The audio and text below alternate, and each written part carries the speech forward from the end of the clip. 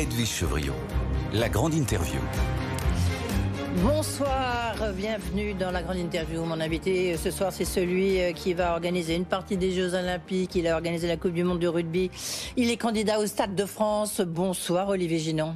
Bonsoir, comment allez-vous? Merci. Eh bien, bien, merci. Je vous le dirai ça dans un instant. Olivier Ginon, vous allez très bien.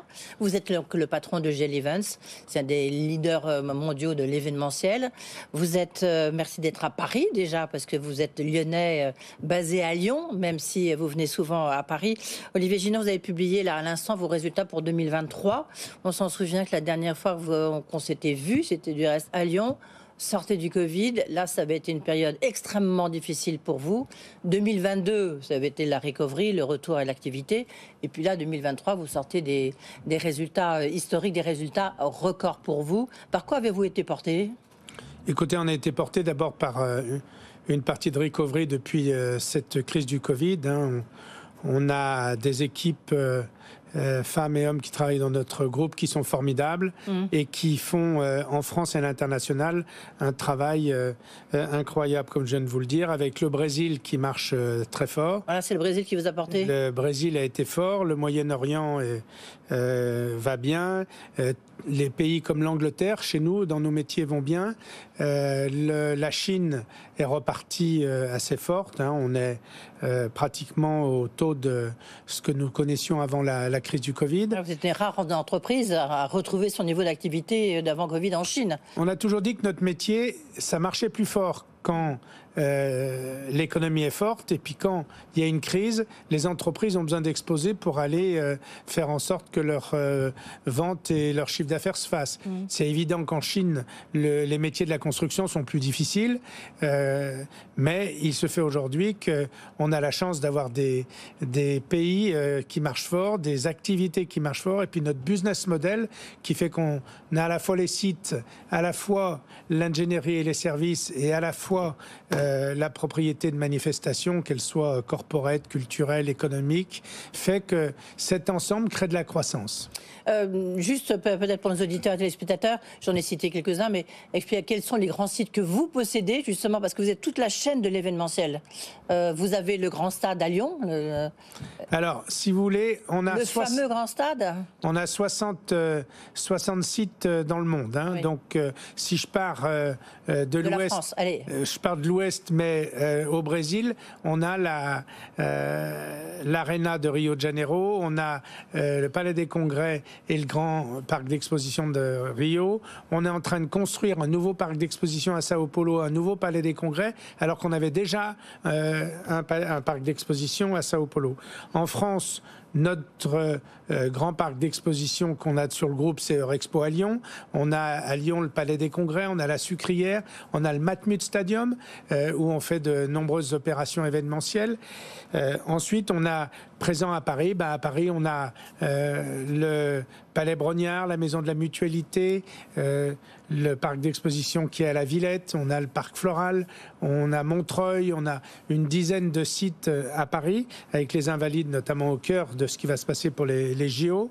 On va en parler bien sûr, vous imaginez. Et on a la propriété du Grand Palais éphémère sur le Champ de Mars. On va voir ce qui va devenir pour l'après JO, s'il sera ou pas part de l'héritage des JO, comme l'ont été la Tour Eiffel, s'il sera pérennisé, le Grand Palais, tous le Petit Palais, les pavillons, ainsi de suite. On peut penser que les Jeux Olympiques ont besoin d'un héritage. Voilà, on a des sites en province, on en a dans les villes comme Toulouse, on a le nouveau parc d'Expo Toulouse, on a 60 sites, donc on est en Chine avec des très grands sites, on est, je dirais, sur 20 pays, 90 villes, donc le groupe est dans pas mal d'endroits. Alors Yana, on va y aller tout de suite, et après on reviendra un peu sur cette année 2023, qui est année record, encore une fois, Olivier Ginon. Stade de France, vous êtes candidat à la gestion du Stade de France. Évidemment, vous avez devant vous ceux qui le géraient, le fameux couple Vinci et Bouygues. Quelles sont vos chances ? Écoutez, lorsque j'ai démarré ce métier avec... Mais c'est vous qui avez créé G-Events, on s'en souvient. Oui, lorsque j'ai créé ce métier, j'avais aucune chance nulle part. Hein. Donc, tout ce qu'on peut dire aujourd'hui... 1,4 de chiffre d'affaires, ça va aujourd'hui. Oui. Voilà, tout ce qu'on peut dire aujourd'hui, c'est que notre groupe apporte des solutions métiers, apporte du contenu, apporte des politiques RSE. Nous sommes des spécialistes de la vente de destination. Je crois que ce Nord de Paris, il a besoin d'un travail en profondeur sur la partie événementielle. Et puis on verra bien. De toute façon, on est en plein appel d'offres, donc je veux pas parler aujourd'hui, puisque juste le calendrier, on peut savoir c'est quoi, parce que là, d'après le calendrier, il bouge un peu. Fin janvier, on a remis une offre. Il paraîtrait que la deuxième offre se rendra en septembre, avec une décision fin d'année, début d'année prochaine. Donc c'est un process long. Oui. Ça va jouer sur quoi, à votre avis ? Ça va se jouer sur le professionnalisme. Il y a des professionnalismes des deux côtés. Il y aura un jury qui va décider si telle ou telle proposition est la meilleure et que le meilleur gagne. Oui. Et pour vous, c'est un enjeu de combien ? Je veux dire, c'est un investissement de combien ? Le Stade de France, ça serait le plus gros Non, on a investi 300 millions, notre groupe, au Brésil. Donc, si vous voulez, on investit chaque année environ 130 millions sur nos différents sites. Donc, si vous voulez, le Stade de France, c'est un dossier parmi un autre. C'est le Stade de France. Il a été décidé par l'État de ne pas être vendu parce que c'est l'héritage des grands événements qui se sont passés en France depuis 1998. Donc, qu'est-ce que vous feriez de plus ? Ça, on verra bien, madame. Non, je sais pas. Vous avez bien les grands événements. Oui, mais ça, le rugby, vous faites le foot, vous faites mais pour le stade, golf. Vous comprendrez tous les grands événements. Vous comprendrez que pour le Stade de France, on va réserver nos réponses au comité de sélection. Puis après, on viendra vous dire pourquoi on a perdu ou pourquoi on a gagné. Oui. Le Parc des Princes, ça vous intéresse pas ? Écoutez, le Parc des Princes, je ne vais pas acheter le PSG quand même, j'ai pas les moyens. Non, mais le PSG veut s'en aller. Oui, mais vous savez, aujourd'hui, le PSG va décider s'il s'entend ou pas avec la ville de Paris, et la ville de Paris va voir s'ils s'entendent avec le PSG. Moi, je ne suis pas là pour... j'ai pas... Et ça pourrait vous intéresser ? Non. Sans le PSG, le Parc des Princes, sans le PSG, non ? Mais de toute façon, le sujet le plus important aujourd'hui, c'est savoir comment Paris va avoir et gérer les différents lieux qui sont offerts. Comment Paris va se gérer sans Mbappé, c'est peut-être ça aussi le problème. Oui, mais ça, c'est leur problème, c'est pas le mien. Moi, le mien, c'est de dire qu'il va manquer 50 000 mètres carrés dans Paris intramuros pendant les travaux qui vont y avoir Parc de Versailles et pendant la fermeture du musée Pompidou. Donc ça, c'est un vrai sujet pour Paris, où il manque déjà, je ne sais pas si vous avez vu avec la Fashion Week cette semaine, comme tout, le cœur de Paris est bloqué parce qu'il n'y a pas assez de sites. Donc le Grand Palais éphémère, il a sa place. Hier, c'était Chanel, aujourd'hui, je ne sais pas qui c'est. Ce qui est important, c'est qu'on aide la surface intramuros dans Paris. Oui. Quand vous dites que vous êtes propriétaire du Grand Palais éphémère, ça veut dire quoi, propriétaire ? En fait, on a construit et financé sur une concession le Grand Palais éphémère. Et ce Grand Palais éphémère, on le démontrera ou on le démontrera pas. Oui. Et voilà. Quand on regarde vos résultats, je disais 1,4 milliard, quand même en hausse de 14%. Un EBITDA en hausse de 14%, un chiffre d'affaires en hausse de 9%, un dividende multiplié par 2. Ça, oui, beaucoup. Mais il faut revenir. Pour récompenser ceux qui vous ont suivi. Si vous voulez, il faut quand même bien savoir qu'on a des actionnaires qui ont été avec nous patients et avec qui nous ont accompagnés lors d'augmentation de capital ou avant crise, on était un dividende de 0,65 par euro. Là, on est passé à 0,70 alors que l'année dernière, on était à 0,35. Le groupe a un leverage qui est intéressant puisqu'on est tombé sur un leverage aujourd'hui de 2,50. Donc, si vous voulez, on a un EBITDA qui est passé de 165 millions à 200 millions. Ce qui est important aujourd'hui, c'est que le groupe a retrouvé ses équilibres, a retrouvé sa capacité de développement et d'investissement. Il y a un point, vous avez 3 pôles en fait, et on voit qu'en fait c'est la diversification dans des grands événements qui ont porté notamment votre pôle live. La diversification internationale, c'est quand on regarde votre chiffre d'affaires grosso modo, c'est combien à l'étranger, combien en France ? C'est à peu près 55% en France cette année, 45% à l'étranger. Oui, et demain, ça sera quoi ? Le marché français se tient bien. De toute façon, vous voyez que le monde, au niveau de la géopolitique, est compliqué. Il faudra savoir où est-ce qu'il faut investir, où est-ce qu'il ne faut pas investir. On est présent fortement en Chine, on est présent fortement au Brésil, en Amérique latine. Demain, les grands événements vont être aux États-Unis ou en Amérique latine. Donc, notre groupe va de toute façon être plus présent aux États-Unis par les grands événements qui s'y passent. Oui. La géopolitique, elle a un impact sur vous. Vous êtes moins, en fait, au Moyen-Orient, peut-être. On est présent. On a 250 salariés à Dubaï, Doha et au Qatar et en Arabie Saoudite. Vous ouvrez un grand salon là-bas, en Arabie Saoudite. Oui, et puis on est présent sur les grands événements qui s'y passent ou qui vont s'y passer. Voilà, mais on voit quand même qu'il y a une tendance à vous tourner vers l'Amérique du Sud, où vous êtes déjà très présent, mais vous investissez notamment au Brésil encore plus. Ce que vous nous disiez tout à l'heure. Tout à fait. Ce qu'il faut voir, c'est que, pour revenir sur le Moyen-Orient, deux mots, l'Arabie Saoudite, nous sommes sur des dossiers importants en Arabie Saoudite long terme, aussi bien en termes de gestion que service. Le Brésil, on continue à investir, mais on a commencé à investir en 2007 au Brésil. Le Chili, on y a investi, on a des sites maintenant. L'Amérique, les États-Unis nous intéressent, parce que les États-Unis, c'est demain là où vont se passer les grands événements sportifs. Oui, et c'est là où se passe de plus en plus de grandes entreprises, on le dit assez souvent. 2024, pour vous, c'est l'année, comme pour beaucoup, c'est l'année des Jeux Olympiques, évidemment, puisque vous êtes très présent sur les Jeux Olympiques. Vous avez 4 chantiers, si j'ose dire. Notamment, c'est vous qui allez gérer les épreuves d'équitation à Versailles, mais vous êtes aussi sur l'énergie. Il y aura aussi sur le Grand Palais éphémère. Il y a pas la question de la sécurité. Est-ce qu'elle vous inquiète par rapport à votre business? Alors, écoutez, hier, avec l'Alliance du tourisme, on a fait une conférence de presse pour tous les intervenants du tourisme, événementiel et autres, pour dire on arrête. On saura gérer les Jeux Olympiques. Ils sont gérés dans tous les pays.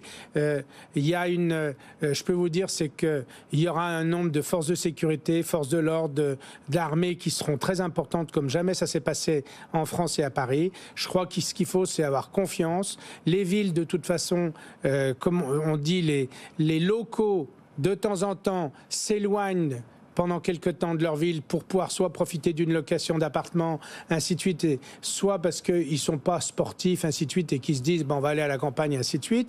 N'oublions pas qu'on est entre le 27 juillet et le 10 août, donc généralement on n'est déjà pas à Paris. Donc Paris, de toute façon, sera plein de touristes internationaux. Regardez ce qui s'est passé pendant la Coupe du Monde de rugby. Eh bien, pendant la Coupe du Monde du rugby... Que vous avez géré. Dont on a travaillé énormément.